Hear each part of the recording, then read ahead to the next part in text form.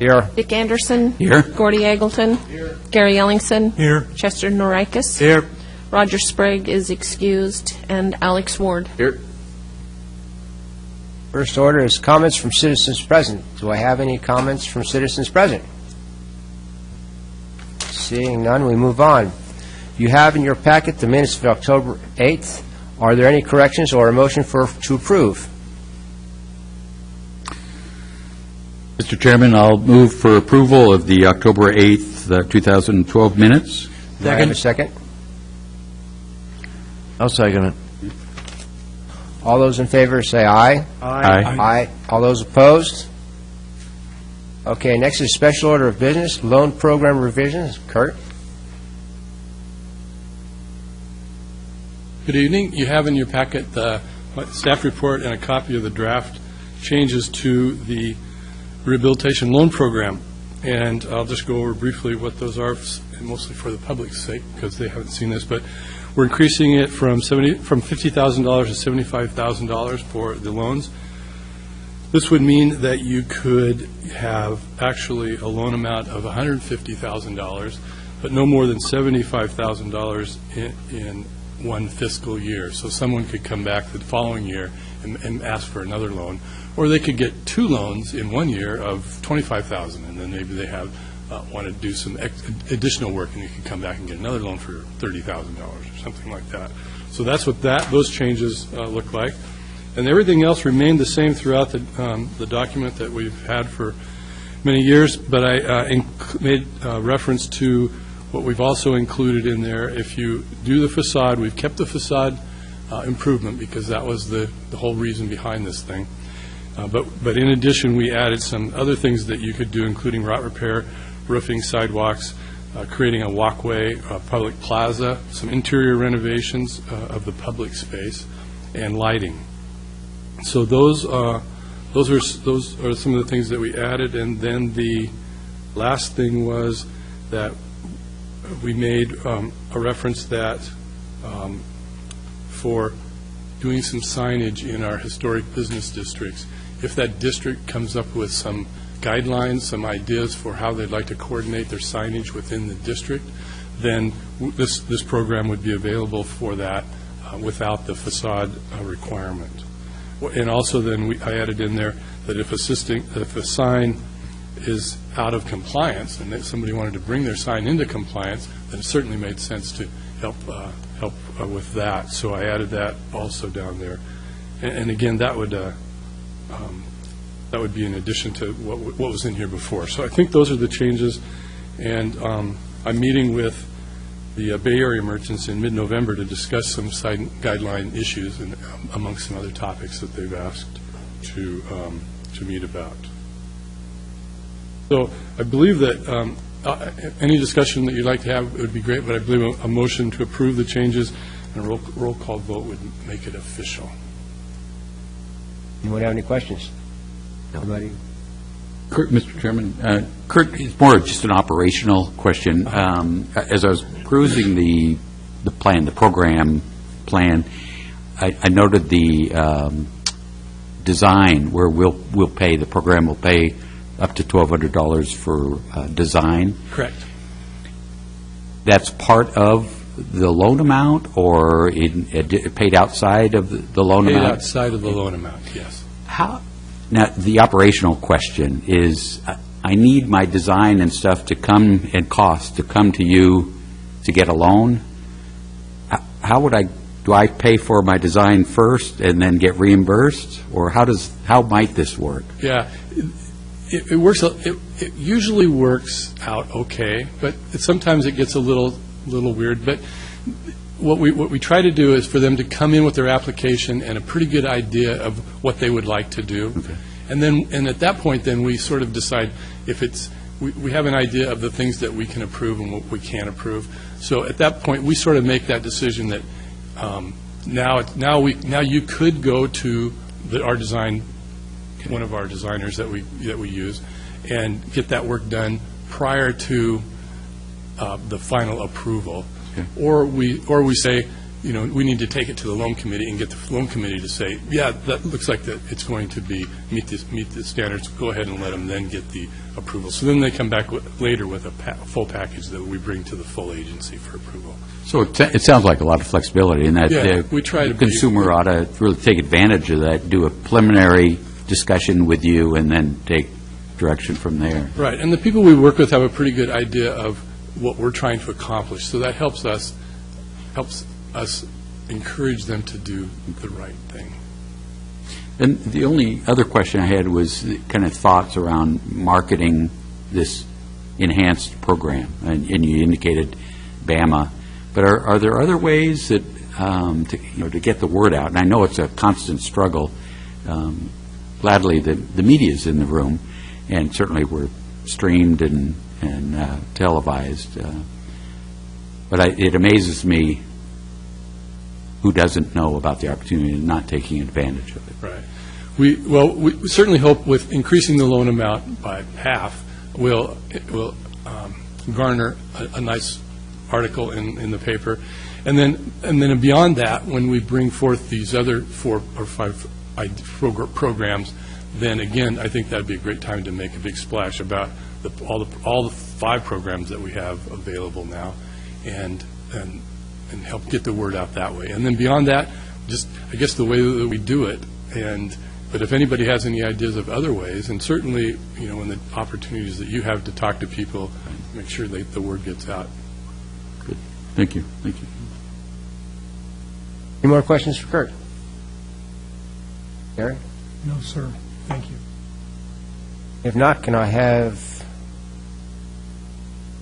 what do we need now? I think a motion to approve and a roll call vote. Okay, a motion to approve the loan program revisions. So moved. Do I have a second? I'll second it. Kathy, roll call vote, please. Ellingson, Yes. Sprague, Norikis, Yes. Quant, Yes. Anderson. Yes. Ward. Yes. And Eggleton. Yes. Motion carries. At our next meeting, I'll bring forth the local program support grant ideas as a draft for you to look at that, and you can start and discuss that. We've met with the Small Business Development Center and the Lincoln County Economic Development Alliance and the Chamber of Commerce about how they might be able to use those funds in their programs. So I have a pretty good idea of that program, and we've got a draft just about done. The last thing, it's not on your agenda, but I want to just throw out a little update on the Marview project on Anchor Avenue. We did meet with the Nelscott Neighborhood Association President, Judy Casper, to get some ideas about how she thought best would be to get the word out to the property owners. And so we got new cost estimates. They were provided by Group McKinsey. They did that at no charge for us. We got new loan interest figures from Ron Tierney. And then we sent letters out to all of the property owners with a packet of what the costs would be, and showed where their property was and which properties are being considered for this LID. And then Allison's been answering questions from people that have been contacting us, and so I think people are finally they've gotten the word, and we've had several responses have come back in already. So we've asked for them to be back on Friday, and midweek we'll meet again with the Nelscott Neighborhood Association president, and there's a possibility they might ask for an extension of that, but at this point they're due on Friday, the responses. And this is the LID for undergrounding? Correct. Mm-hmm. That's what I have. Can you share with us any sense from initial discussions, from acceptance or desire to participate or willingness to look at? Yeah, there's a lot more. I think what we have now are people that are more interested than they were before, but we don't have a lot of responses. Yeah. So it's okay. Kurt?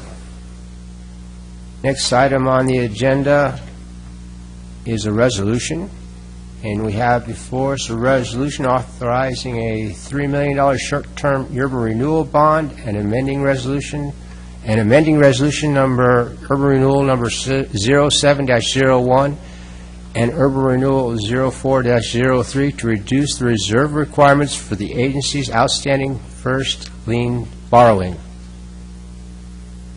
Do I have a, Ron, you want to come up? Yeah, you might as well come up. I'm never going to get this one through, otherwise it's, you know.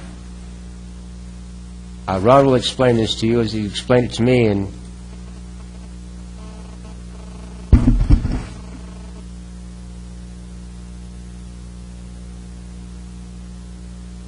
this is exactly the same type of loan that we did in just about this time 2 years ago, 2010. The one thing that's different is the part about amending prior resolutions. And we have two outstanding bonds, one that we did in 2003, one that we did in 2007.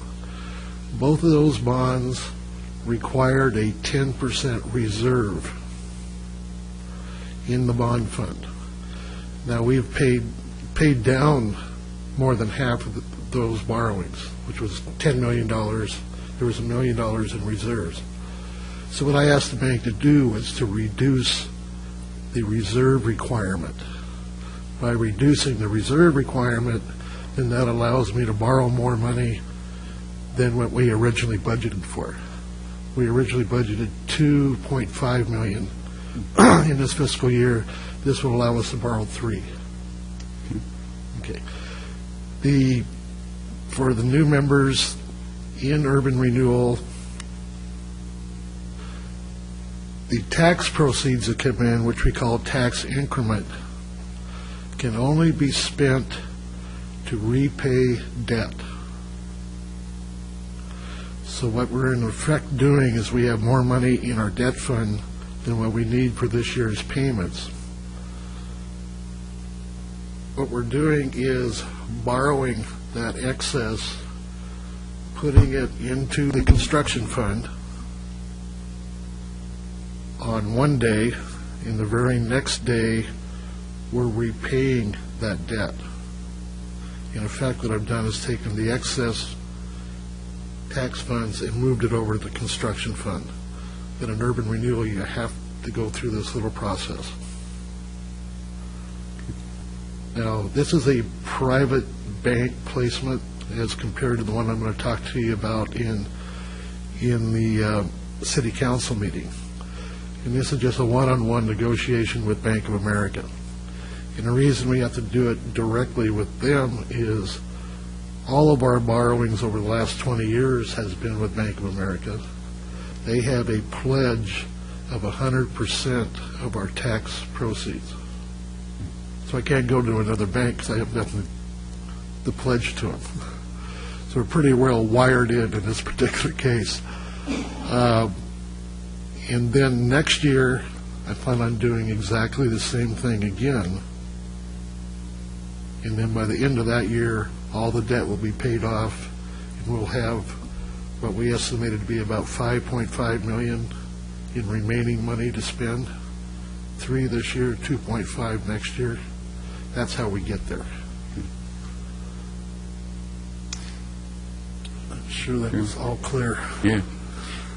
Ron, just to clarify that the reserve fund is really a reserve, the question is a reserve for the bank, not against any projects that Urban Renewal is doing. Correct. It's for the bank. Newalls? In Section 3, Ron, they talk about security for 2012 subordinate bond. Subordinate bond shall be a special obligation of the agency that is payable solely from the security. What is the security? Security is the tax increment Okay. bond fund. Okay. Thank you. Yeah. This is the subordinate bond. The two other outstanding bonds that we make quarterly payments are the priority bonds. They must have a different word for it. Anyhow, this is the subordinate bond. Thank you. Any more questions? Mr. Chairman, I'd make a motion to approve Resolution UR 2012-03. Do I hear a second? Second. Is there any discussion at this time? Discussion? Kathy Steer, roll call vote, please. Norikis? Yes. Quant? Yes. Anderson? Yes. Ward? Yes. Eggleton? And Ellingson. Yes. Motion carries. Thank you. Thank you, Ron.